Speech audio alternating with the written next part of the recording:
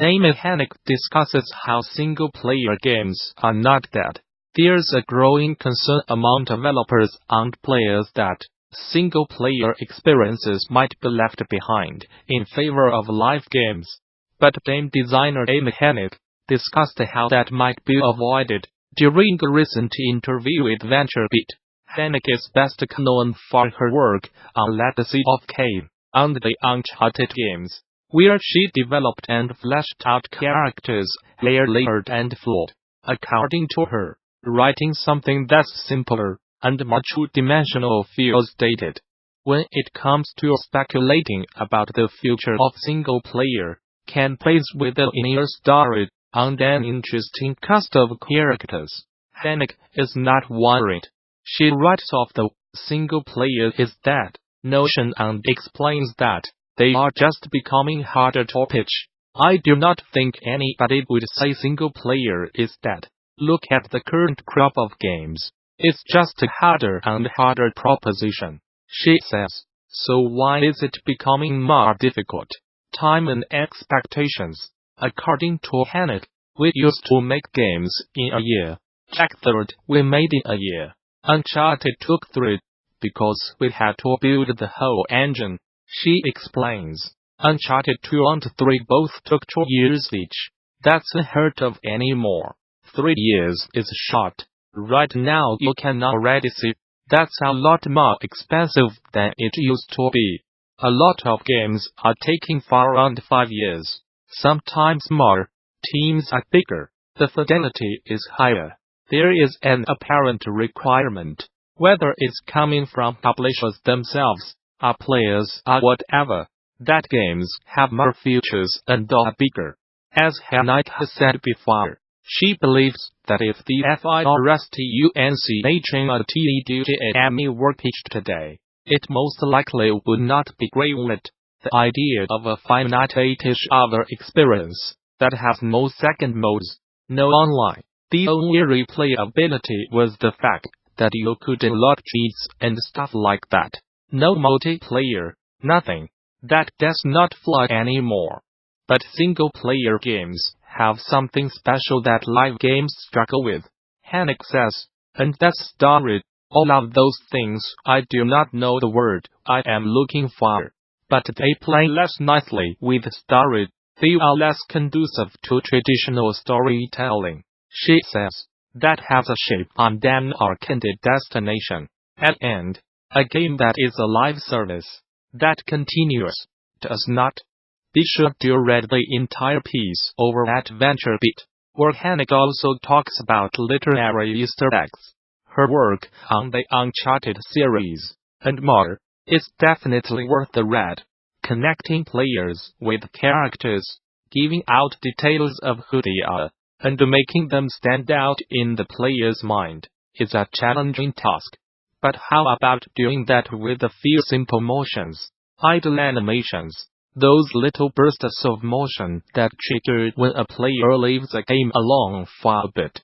Or is it to overlook but to convey subtle, and not so subtle, aspects of your game's characters and atmosphere, if they are done well? With that in mind, Gamasutra recently checked in with the broader array of developers from around the industry to learn what idle animations they most enjoyed, as well as what it was that they liked about them. While very few devs agreed on what games had the most memorable, enjoyable idles, except Earthworm Jim, which everyone apparently loves, all pointed to just how much they made these characters feel alive for them, fleshing out the worlds they belong to with only a few frames of animation. Nathalie Lawhead, everything is going to be okay. Earthworm Jim had some of the most fun idle animations that I can remember. It was fun because that detail added more personality. I think, maybe, the 90s were the golden age of idle animations. There are so many titles that come to mind. But now I am not sure if I am remembering right, which I guess is a side effect of idle animations. You will not remember correctly if ever asked. I loved them though. I used to wait just to watch what a character did.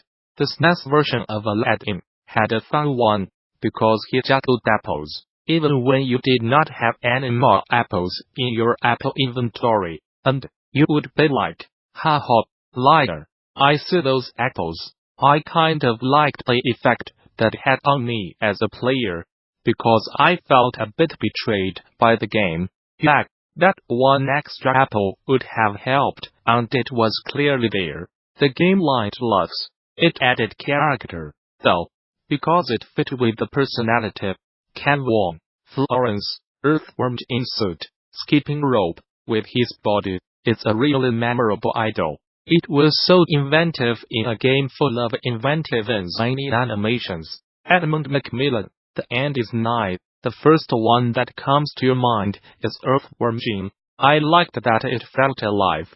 Simon Anderson, Owlboy, one of the first that comes to your mind is Ryu from Street Fighter III, not because it's technically impressive, or even the most impressive today, but it was one of those moments where you could simply tell the artist's skill had improved. The air flowing through the legs of his pants as he moves was an impressive addition to a classic stance, without it being distracting, and a nice reminder back then that with enough practice, I could do the same.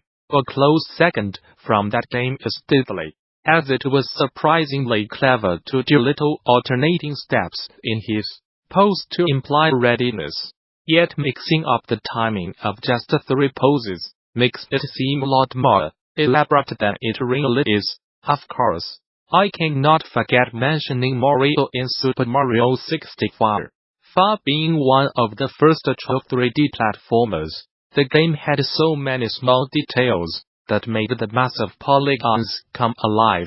The fact that if you would leave the controller alone, Mario would just kind of lounge out of boredom was such a nice little detail.